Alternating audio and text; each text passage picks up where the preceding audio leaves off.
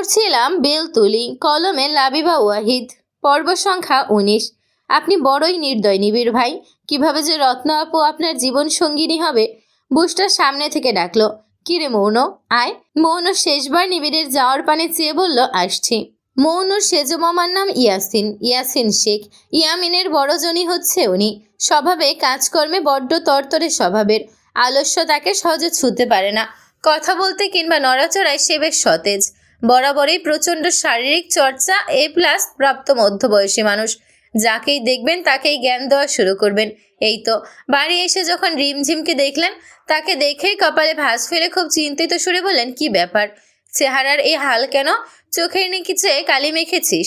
Dark সার্কেলের জন্য বেশি বেশি পানি খাবি, রাতে ঘুমাবি। বিয়ের চিন্তায় রাতে ঘুমাতে পারিস না বুঝি? বিয়েটি ছাড়, এগুলা আত্মহত্যা বই আর কিছুই না। ইয়ামিন করতে যাচ্ছ বলে কি আমাদেরও দুহাতে তালি দিয়ে করতে হবে নাকি? খুব অজানা কারণে ইয়াসিনের বিয়ের প্রতি চরম অনীহা। সে কিছুতেই বিয়ে করতে রাজি নয়। বিয়ের ভয়ে কয়েকবার সে বাড়ি ছাড়াও হয়েছে, কিন্তু তাকে কোনোভাবেই বিয়ের পিঁড়িতে বসানো তো দূর, সামান্য মেয়ে দেখতে নিয়ে যাওয়া সম্ভব হয়নি।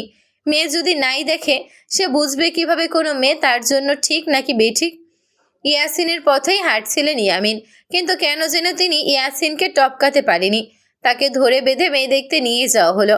এখন তার সাথেই বিয়ে। এ নিয়ে ইয়াসিনের পেটে হাত চেপে হাসাহাসি থামে না। ইয়ামিন এতে চরম অপমান বোধ করে। ভাইকে নাক ফুলিয়ে বললেন, আমারও দিন আসবে, দেখবে ভাই, আমার এই বিসর্জন বৃথা যাবে না।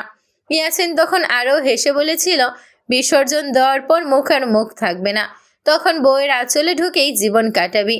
আমার না হয় আঁচল আছে, তোমার তো তাও নাই।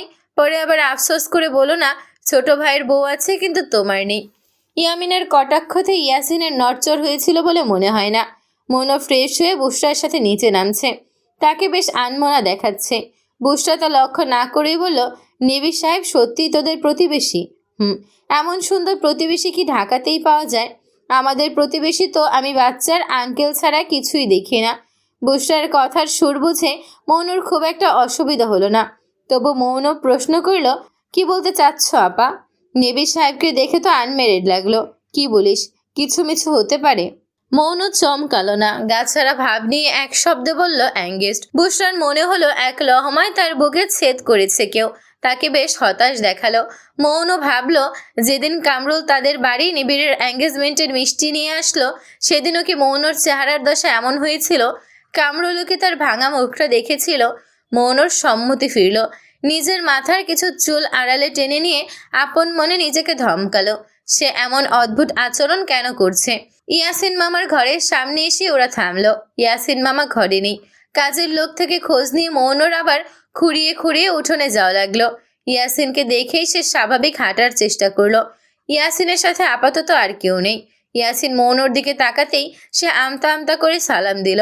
সালামের উত্তর দিয়ে প্রশ্ন ছুড়লেন, মামা কোথায় গিয়েছিলি তোরা? বুসরা হাসার চেষ্টা করে বলল, এই তো মৌনকে নিয়ে বেরিয়েছিলাম। সে তো আমিও জানি। কোথায় গিয়েছিলে জিজ্ঞেস করেছি। মোচরের দিকে গিয়েছিলাম ফুচকার জন্য। তো ফুচকা খেতে এত দেরি হয়? এই প্রশ্নের জবাব ওরা দিতে পারল না। ইয়াসিন দীর্ঘশ্বাস ফেলল। তিনি কখনই এমন কঠোর নয়, তবে মাঝে মধ্যে ভাব নিতে তো ক্ষতি নেই। তার নিজের রূপে ফিরতে বেশি সময় লাগলো না। বুসরা যা তো 3 কাপ চা করে আন। মন, বস পাশে। মৌনকে কখনোই তিনি পুরো নামে ডাকেন না। এটা মৌনর অন্যান্য মামাদের ক্ষেত্রেও। শুধু ইয়ামিনী তাকে ঠিকঠাক নামে ডাকে। মৌন স্বস্তির নিঃশ্বাস ফেলে বসলো। বুসরাও গেল চা করতে। তার মৌনদের সাথে বসার পরিকল্পনা নেই। সে নিজের চা নিজের রুমে চলে যাবে ঠিক করেছে। রিমঝিমের সাথে বসে দুঃখ বিলাস করবে। তবেই তার অস্থায়ী মন ভেঙেছে। কারো রিজেক্ট শোনার চেয়েও বেশি দুঃখ কিসে? যখন শুনে পছন্দের মানুষটা আরেকজনের, এর চেয়ে বেশি দুঃখ মন ভাঙার অনুভূতি আগে কখনো হয়নি তার। মৌন বসতে ইয়াসিন রিমঝিমের কথা জিজ্ঞেস করলো। এ দেখি আমাকে সালাম দিয়েই চলে গেছে। কারণ কি বলতো? কেন, তুমি কি আবার কিছু বলেছ? বললাম তো, ওর চোখের সিঁড়ি দেখেছিস? বিয়ের চিন্তায় বুঝি ঘুমায় না, এজন্যই চলে গেছে। আপা কখনোই বিয়ে বিয়ে করেনি। ইয়াসিন হো হো করে হেসে দেন। পরপর খুব চিন্তিত দেখালো তাকে। রিমঝিম সত্যি ভালো আছে তো? বিয়ের কথা না উঠালেই আপা ভালো থাকে। তোমাদের ছায়া পড়েছে আপার উপর। কি বলতে চাচ্ছিস? তোমাদের শেখ বংশের মধ্যে বিয়ে না করার রোগ আছে, তা ঢের দেখতে পারছি। তো তুই তুই কি বিয়ে করতে চাস নাকি? চাইবো না কেন? বিয়ে করলেই তো স্বাধীনতা পাবো। উল্টো বললি না? মৌন হেসে ফেলে। ইয়াসিনের সাথে সে কথাতে পারে না। বিয়ে করতে ক্ষতি কি? রিমঝিমও একসময় এভাবে বলেছিল। দেখ এখন ও নিজেই বিয়ে করতে চায় না। ব্যাপার কি বলতো? তুইও কি ঝিমের মতোই কোথাও আটকে গেছিস?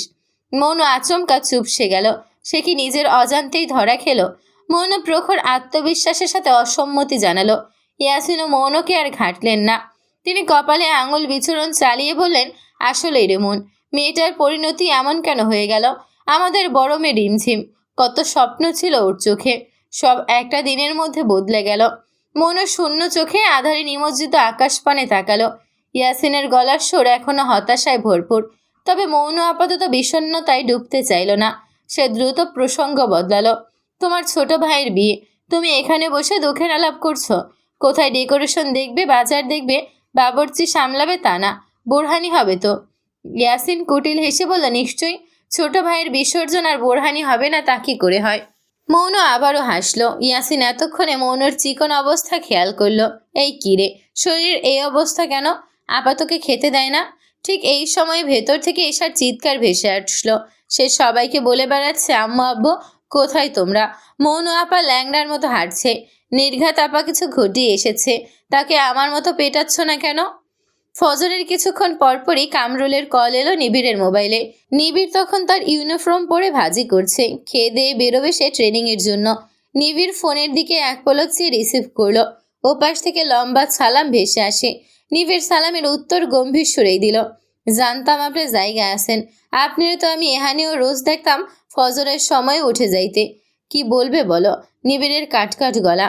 ভাজির মশলা নাকে ঢুকতেই তার কাশি আসছে। মৌন আপারা যে চট্টগ্রাম গেছে আপনারে কইছিলাম। হ হ, ওরা গেছে আর নাকি বিয়ে খাইতে। আপনার আব্বাই চা খায় আর তার ডাক্তার বন্ধুর কথা মনে করে। আর খালাম্মা মনে আপনার মায় এদিক দিয়ে চিল্লায়। এগুলো আমাকে শোনাচ্ছ কেন? আপনিই তো কইছেন বাড়ির খবর কইতে। নিবিড় বুঝলো কামরুল ইনিয়ে বিনিয়ে কিছু বলতে যাচ্ছে। কামরুল কথা বাড়াবে না, যা বলতে চাও বলো। টাকা লাগবে?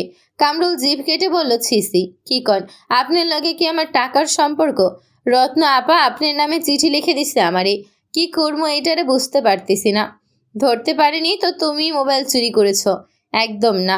কামরুল কোনো প্রমাণ রাখে না ভাইজান, একেবারে পাক্কা খেলোয়াড়। কামরুল থেমে আবারও বলল, সিডিটা কি করতাম কইলেন না? ফেলে দাও প্রতিবারের মতো। কামরুল দাঁত বের করে হাসলো। সে চিঠিটা পড়বেই। তার আবার রত্নার বিষয়ে গোপনীয়তা নিয়ে কোনো মাথা ব্যথা নেই। সে প্রতিবার লুকিয়ে লুকিয়ে রত্নার চিঠি পড়ে আর খ্যাক খ্যাক করে হাসে।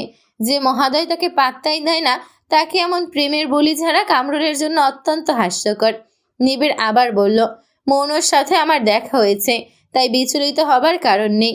কামরুলকে কিছু বলতে দেওয়ার সুযোগ না দিয়ে নিবিড় কল কেটে দেয়।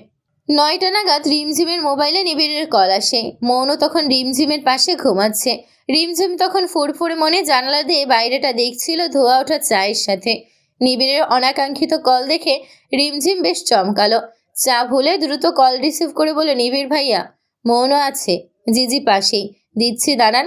রিমঝিম সাবধানে চাটা টেবিলে রেখে মৌনকে ঠেলে ওঠালো। মৌনর চোখে তখনও ঘুম লেপটে। কি হয়েছে? নিবিড় ভাই কল করেছে, নে ধর বলেই রিমঝিম মৌনর কানে মোবাইল চেপে ধরল। ওপাশ থেকে নিবিড় ডাকলো, মৌন। মুহূর্তেই মৌনর ঘুম উড়ে গেল। অস্ফুট স্বরে বলল, কে? গর্ধব, আমি নিবিড়। মৌন রিমঝিমের দিকে তাকালো। রিমঝিম আবারও চা নিয়ে বেশ আগ্রহের সাথে বাহিরটা দেখছে। অন্যমনস্ক, তার বিন্দুমাত্র আগ্রহ নেই নিবিড় কিংবা মৌনের প্রতি। মৌন নিজেকে যথাসম্ভব সামলে বলল, বলুন। পা ঠিক আছে? আজ বিকেল 5টায় বাড়ির বাইরে এসে দাঁড়াবি। মৌন এক মুহূর্তের জন্য রেল লাইন ঘুরতে যাওয়ার বিষয়টা মাথা থেকে বেরিয়ে যায়। সে অস্ফুট স্বরে আবারও বলে, কেন? ওপাশ থেকে নিবিড় রুক্ষ নিঃশ্বাস শুনতে পেল সে। যেন রাগ সামলানোর যুদ্ধ চলছে। মৌন হঠাৎ গতকালকের কথা মনে পড়ে গেল। নিবিড় কঠিন কিছু বলার আগে মৌন বলল, ও হ্যাঁ হ্যাঁ, রেল লাইন। কটা বাজে? 5টায়। গুড, 1 মিনিটও যেন দেরি না হয়। অতঃপর মৌনের মুখের উপর কল কেটে দিল।